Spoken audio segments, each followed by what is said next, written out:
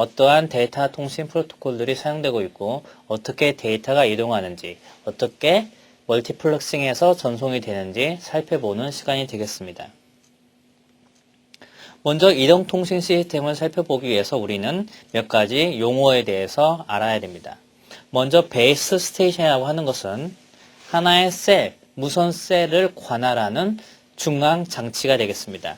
여러 개의 단말들, 여기서는 이 단말들을 모바일 스테이션이라고 부르게 되고 이 모바일 스테이션들을 접속을 상의 중앙으로 관리하는 장치, 이게 바로 베이스 스테이션이 됩니다.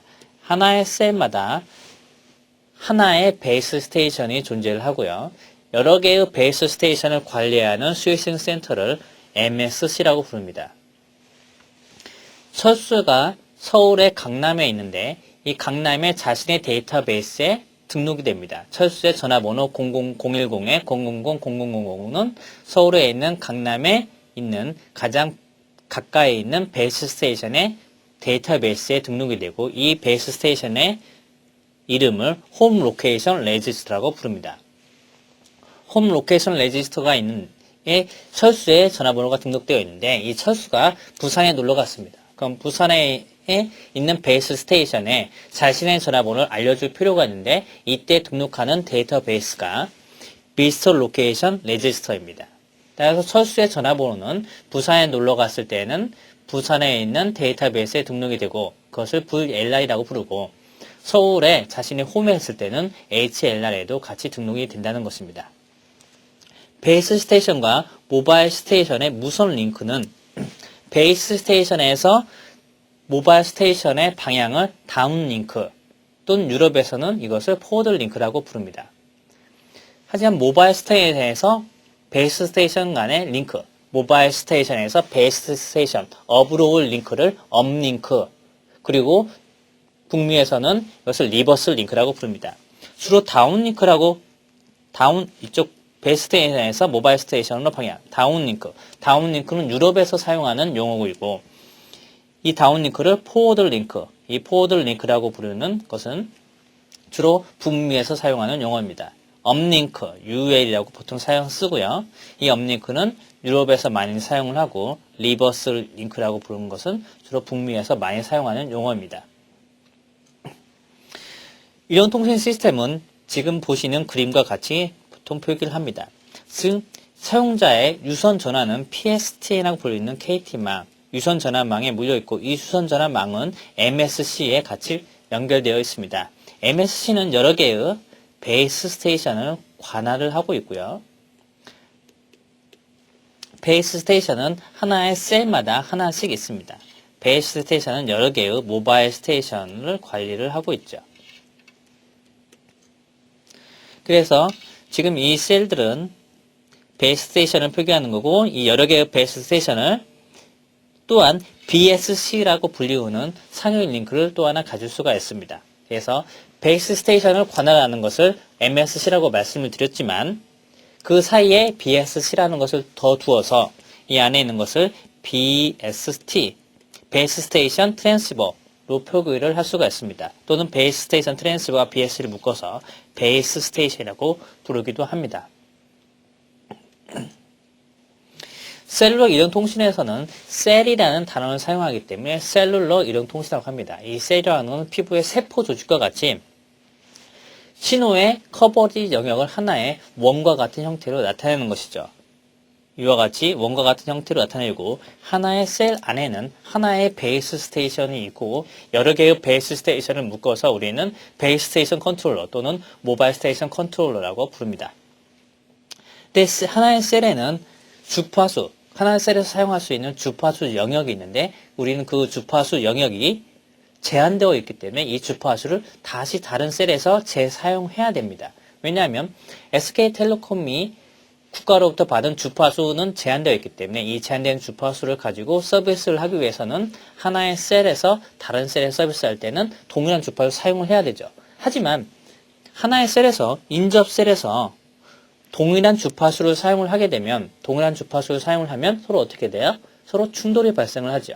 따라서 인접셀에서는 동일한 주파수를 사용할 수가 없습니다. 왜냐하면 신호라고 하는 것이 인접셀까지 영향을 미치기 때문에 서로 동일한 주파수 사용을 하게 되면 보낸 신호가 충돌이 발생되기 때문에 동일한 주파수를 인접셀에서는 사용하지 않는 것이 관례입니다. 따라서 하지만 동일한 주파수를 좀 멀리 있는 셀에서 여기 1번 셀과 좀 멀리 있는 여기 1번 셀은 동일한 주파수를 사용을 하고 있습니다. 이것이 좀 거리적으로 좀 멀리 있는 사용자가 사용하는 경우에는 신호가 거리에 따라서 감쇄가 되기 때문에 주파수를 재사용할 수 있는 거죠. 이 재사용하는 것을 리유즈 팩터라고 합니다. 지금 여기서는 1번 주파수를 이쪽 거리 떨어진 1에서 재사용하고 있고요. 1번, 2번 주파수는 여기 2번에 사용하고 있고 3번은 여기 3번, 4번. 그래서 4개의 주파수 대역을 서로 돌아가면서 재사용하고 있습니다. 이와 같이. 또는 이 재사용 리유즈 팩터를 7로 사용할 수가 있겠습니다. 1, 2, 3, 4, 5, 6 여기서 1, 2, 3, 4, 5, 6 이와 같은 형식으로 재사용하고 있죠. 이렇게 7가지 주파수를 재사용하는 경우에는 왼쪽에서 1, 2, 3, 4를 재사용하는 것보다 거리적으로 훨씬 멀리 있기 때문에 같은 주파수를 사용하는 셀 간 인터피어런스, 간섭이 생길 가능성이 줄어들게 되죠. 이것을 우리는 프리퀀시 리유즈라고 부릅니다. 우리는 이제 이동통신 시스템에서 송신자가 수신자까지 어떻게 전화를 거는지 살펴보도록 하겠습니다. 송신자는 맨 처음 휴대폰에 다이얼링을 하겠죠. 휴대폰 다이얼링 010-0000-0000 버튼을 누릅니다. 그럼 모바일 스테이션 그 다음에 베이스 스테이션과 모바일 스테이션은 그 다음에 베이스 스테이션과 정보를 보내야 되겠죠. 자신이 000-0000 부른 이 정보를 보내서 베이스 스테이션이 이것이 정보를 디텍트를 하게 되고 베이스 스테이션은 모바일 스테이션에서 받은 000-0000 번호를 찾아서 MSC에게 전달됩니다. MSC에는 PSTN에 연결되어 있어서 유선, 이 000-0000 번번이 유선 전화하면 PSTN으로 연결이 될 거고 만약에 같은 기지국 SK텔레콤 사용자가 SK텔레콤 사용자끼리 할 때는 MSC에서 다른 인접한 MSC로 연결이 되겠죠. 하지만 SK텔레콤 사용자가 KTF 사용자에게 전화를 걸 경우에는 MSC를 통해서 PSTN망을 거친 후에 다시 MSC로 갑니다. 이때 MSC는 KTF에서 사용한 KT에서 관리하는 MSC가 되는 게 있죠. 이와 같이 전달되고 이 MSC는 자신의 영역 안에 대상이 있는지 페이징을 하게 됩니다. 그래서 자신의 영역이 있는지 찾는 방법을 페이징이라고 부릅니다. 그래서 철수가 영희한테 전화를 걸 때 철수는 00000 불러서 베이스 스테이션한테 가고 베이스 스테이션은 MSC한테 신호를 보낸 후에 MSC는 PSTN에 보내고 PSTN은 그 넘버링을 다른 MSC한테 보내서 MSC는 다시 베이스 스테이션 가서 베이스 스테이션은 페이징을 통해서 영희가 자신의 영역 안에 있는지 확인을 하게 됩니다. 영역 안에 확인이 된다면 페이징을 통해서 영희의 휴대폰에게 벨을 울리게 되는 거죠. 그 과정을 영희의 휴대폰을 찾는 베이스 스테이션의 펑션을 페이징이라고 부릅니다. 이제 이동통신에서 핸드오프, 로밍이라는 용어를 사용을 하고 있는데요. 핸드오프는 인접 셀 간에 사용자가 이동을 했을 때 끊김없이 데이터가 전송되도록 할 수 있는 데이터가 계속적으로 서비스 받을 수 있도록 하는 과정을 우리는 핸드오프라고 부릅니다. 핸드오프는 크게 2가지 방식이 있는데요. 하드 핸드오프와 소프트 핸드오프 방식이 있습니다. 하드 핸드오프 방식은 셀 A가 있고 셀 B가 있을 때 셀 A로부터 서비스를 받다가 B로 이동하는 경우에 셀 A로부터 받는 신호를 끊고 B로 연결되는 과정, 이것을 하드 핸드오프라고 부릅니다. 즉 동시에 셀 A의 베이스 스테이션과 셀 B의 베이스 스테이션으로부터 동시에 데이터를 받을 수는 없습니다. 동시에는 하나의 링크만이 살아있는 거죠. 그것을 하드 핸드오프라고 부릅니다. 하지만 소프트 핸드오프는 핸드오프가 일어날 때 셀 A에서 셀 B로 이동을 할 때 동시에 2개의 링크를 받아서 통신하는 것. 만약에 셀 엣지에 사용자가 있을 때 셀 A의 기지국으로부터 신호도 받고 셀 B로부터 신호를 받아서 좋은 것을 선택을 해서 자신이 수신을 한다면 수신 감도가 높아지겠죠. 즉 품질이 좋아질 것입니다. 우리는 이것을 셀렉션 다이버시티라고 부르는데요. 이 셀렉션 다이버시티를 효율적으로 사용하고 있는 통신 시스템이 바로 퀄컴이 제안했던 IS95 표준의 CDMA 표준이 되겠습니다. 따라서 퀄컴은 이 소프트 핸드오프 표준을 가지고 많은 어떤 특허 로열티를 지금 이윤을 챙기고 있습니다. 또한 이동통신에서 로밍이라고 사용하는 게 있는데요. 로밍은 우리가 한국에 사용한 휴대폰을 가지고 그대로 미국에 가서 또는 유럽에 가서 그대로 사용할 수가 있습니다. 이와 같이 서비스의 이동성을 제공하는 것을 로밍이라고 부릅니다. 이 그림은 핸드오프를 보여주고 있는데요. 셀 A에서 받는 신호가 떨어지고 있고요. 셀 B에서 받는 신호가 증가하고 있습니다. 즉 사용자가 셀 A에서 있다가 셀 B로 이동을 할 때 셀 A로부터 받는 신호는 떨어지지만 셀 B로부터 받는 신호는 높아지죠. 그러면 일정 시점에서 셀 B가 받는 신호가 이제 높아지니까 그 시점까지 기다렸다가 일정 레벨 이상으로 커지게 되면 셀 B로 스위칭하는 그것이 바로 핸드오프를 나타내고 있습니다.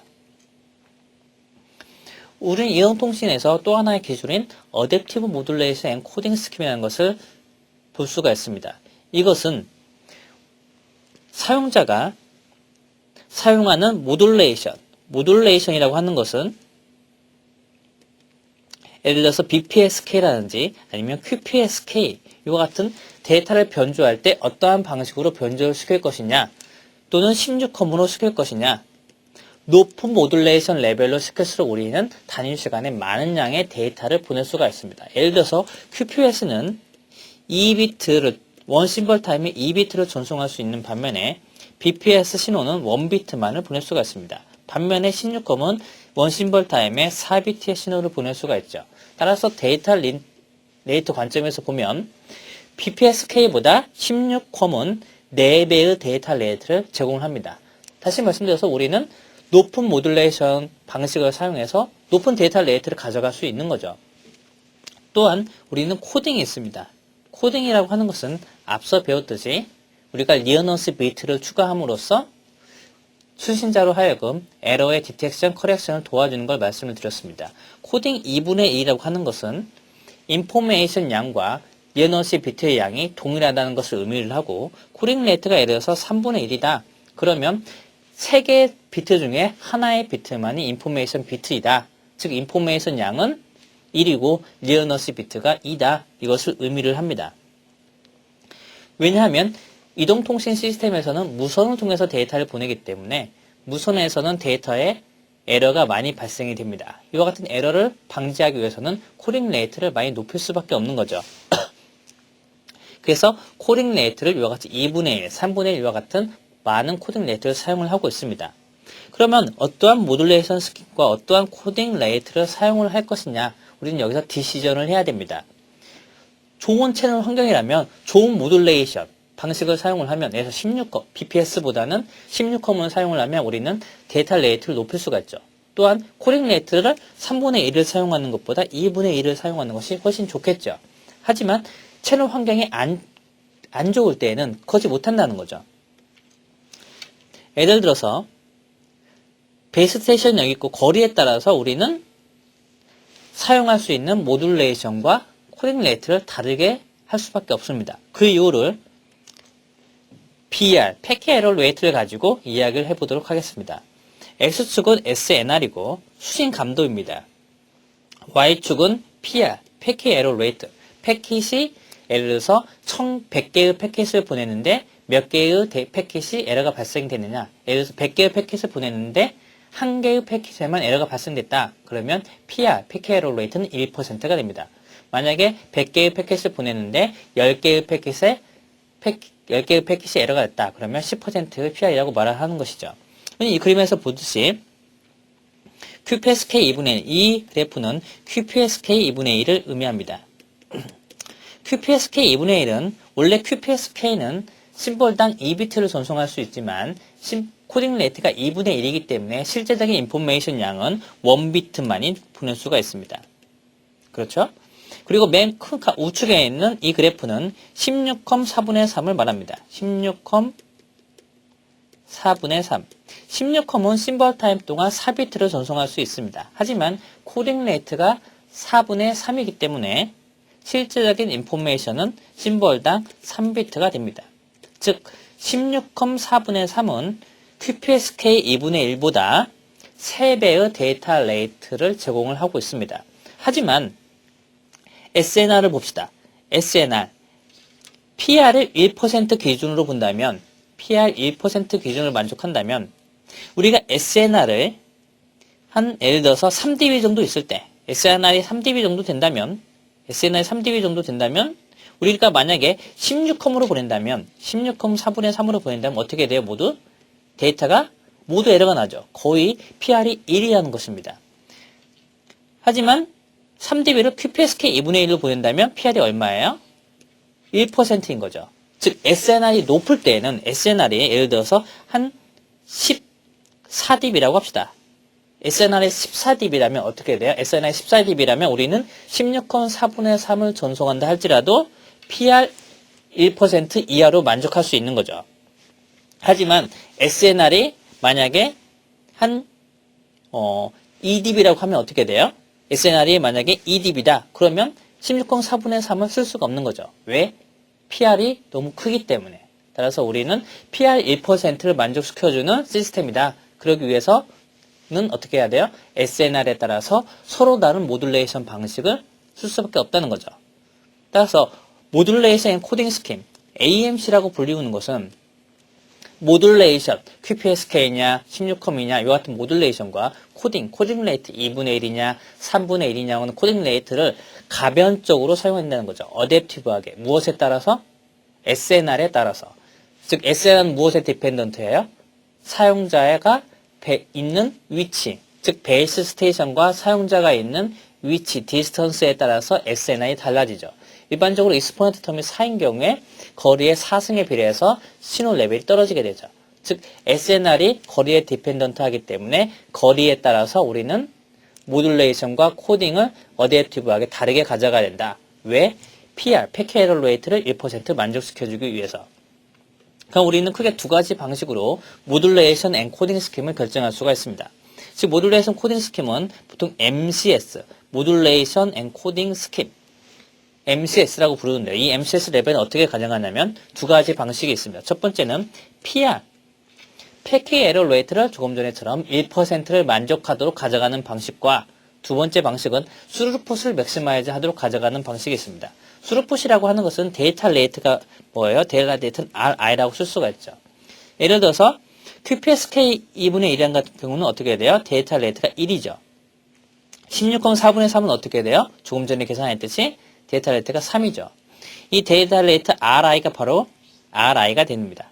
그런데 이걸 전송하는 것은 끝이 아니라 패킷에 에러가 발생되지 않아야 되겠죠. 그래서 스루풋이라는 건 어떻게 돼요? 스루풋 SI라고 하는 것은 데이터 레이트 곱하기 패킷에 에러가 발생이 안 돼야 되니까 에러 레이셔, 패킷에 발생되는 에러 레이셔, PR, 패킷에 에러가 발생되지 않아야 되겠죠. 이 감마는 수신 감도, 이 PR 그래프는 어디서 얻어줄 수 있어요? 조금 전에 그래프에서 얻어질 수 있는 것입니다. 그래서 MCS 레벨은 두 가지 방식으로 첫 번째는 PR을 일정하게 맞춰주기 위해서 두 번째는 스루풋을 맥시마이즈 하기 위해서 서로 다른 두 가지 방식 중에 임의의 방식을 선택해서 사용할 수가 있습니다. 만약에 스루풋을 맥시마이즈 하는 방식으로 MCS 레벨을 결정한 경우에 에버리지 유저 스루풋은 이와 같이 형태로 그릴 수가 있습니다. 약간의 꺾은 선으로 보여주는 이유는 MCS 레벨이 디스크리트하게 결정되기 때문입니다. 이동통신 시스템은 첫 번째 암스 시스템으로부터 지금 3세대, 3.5세대까지 왔고요. 이제 4세대를 바라보고 있습니다. 1세대 통신 시스템은 암스, AMPS라고 부르고요. 2세대 통신 시스템은 GSM 또는 IS95, CDMA 통신 시스템이라고 불리고 있습니다. 3세대 통신 시스템은 2000년대에 나왔다고 해서 CDMA 2000, 그리고 유럽 진영에서는 WCDM이라고 부릅니다. 이 아래에 있는 줄은 유럽 진영, 위에 있는 진영은 북미 진영이 되겠습니다. 크게 이동통신 표준 시스템은 북미 쪽 표준과 유럽 쪽 표준으로 크게 나눠볼 수가 있는데요. 북미 쪽 표준은 IS95, CDMA 2000, 퀄컴 주도하에 진행이 됐고요. 유럽 표준은 GSM, WCDMA, 그다음에 LTE, 3.5세대 LTE, 그리고 HSDPA, HSUPA, HSPA라고 불리우는 표준이 바로 유럽 진영 표준이 되겠습니다. 현재에서는 3.5세대에서는 지금 LTE 표준이 가장 우세한 표준이 되겠고요. 이와 다르게 국내에서 많이 그 표준에 반영을 한 모바일 YMAX라고 알려진 IEEE 802.162 우리나라에서는 KT가 Y프로라는 서비스 이름으로 론칭을 하였죠. 그래서 Y프로 이렇게 세 가지가 3.5세대 표준이라고 말을 할 수 있겠습니다. 그래서 지금 KT가 론칭해서 서비스 중인 Y프로의 위치를 그래프상으로 보여주고 있습니다. 오른쪽은 데이터 레이트고요. Y축은 모빌리티가 되겠습니다. 그래서 Y프로는 이동성은 약간 3G보다는 조금 떨어지긴 하지만 무엇이 높아요? 데이터 레이트, 단위 페이당, 금액당 단위 데이터 레이트를 많이 높일 수 있는, 즉 건설비가 많이 적은 이와 같은 표준 시스템이 되겠습니다. 현재 단말기로 많이 발전을 했죠. 단말기 요즘은 이제 스마트폰, 뭐 옴니아라든지 아니면 아이폰이 많이 발전이 됐고 2010년도에 이제 구글폰이 이제 나옵니다. 셀룰러 이동통신 1세대는 AMPS라고 불리는 암스 시스템이 되겠습니다. 이 암스 시스템에서는 FDMA 방식을 통해서 채널라이제이션 하였고 여러 명의 사용자의 음성 전화를 멀티플렉싱 하였습니다. 하나의 음성 전화는 30kbps의 음성 채널을 사용하였고요. 암스 시스템은 초기에 ISM 800MHz 밴드위스를 사용을 하였습니다. 그래서 트랜스미션을 보면은 휴대폰에서는 3kHz, 보이스 신호는 약 3kHz의 아날로그 신호가 되는데 이 신호를 30kHz의 모듈레이션, FM 모듈레이션을 통해서 30kHz를 만들었습니다. 그래서 30kHz 밴드위스를 사용을 해서 이것을 25MHz 밴드위스의 밴드의 채널에 멀티플렉싱해서 전송하는 방식, 이것이 바로 1세대 암스 통신 시스템이 되겠습니다. 2세대 통신 방식에서는 이제 TDMA 그리고 IS95 방식이 출현하였습니다. 유럽 지정에서는 주로 이제 GSMA라고 불리우는 TDMA 시스템이 출현을 하였고요. 북미 진영에서는 IS95 그리고 이때 우리나라는 CDMA 첫 번째 상용화 국가가 되었죠. 그래서 2세대 IS95 CDMA 시스템이 출현을 하였습니다.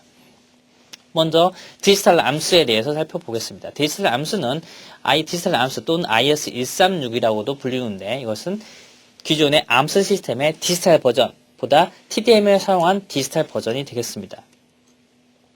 디지털 암스 방식에서는 3kHz 보이스 신호는 7.95kHz로 디지타이즈 되고 이 디지타이즈된 이 신호는 두 개의 슬롯을 사용을 해서 TDMA 방식으로 멀티플렉싱하고 멀티플렉싱한 정보는 QPS 모듈레이션 방식을 사용해서 최종적으로 FDM 방식의 30kHz로 멀티플렉싱 됩니다. 다시 말씀드려서 사용자의 신호는 처음에 TDMA 방식으로 멀티플렉싱하고 멀티플렉싱한 이 데이터들은 다시 여러 명의 채널과 함께 FDM 방식으로 전송되는 방식이 바로 디지털 암스 방식이 되겠습니다.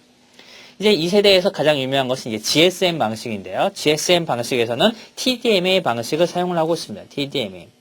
그 사용자가 일정한 시간 포션을 사용한다는 이야기인 거죠. 전체 밴드위스 25메가 밴드위스에 124개의 채널을 사용을 하고 있습니다. 그림을 보면서 다시 말씀드리겠습니다.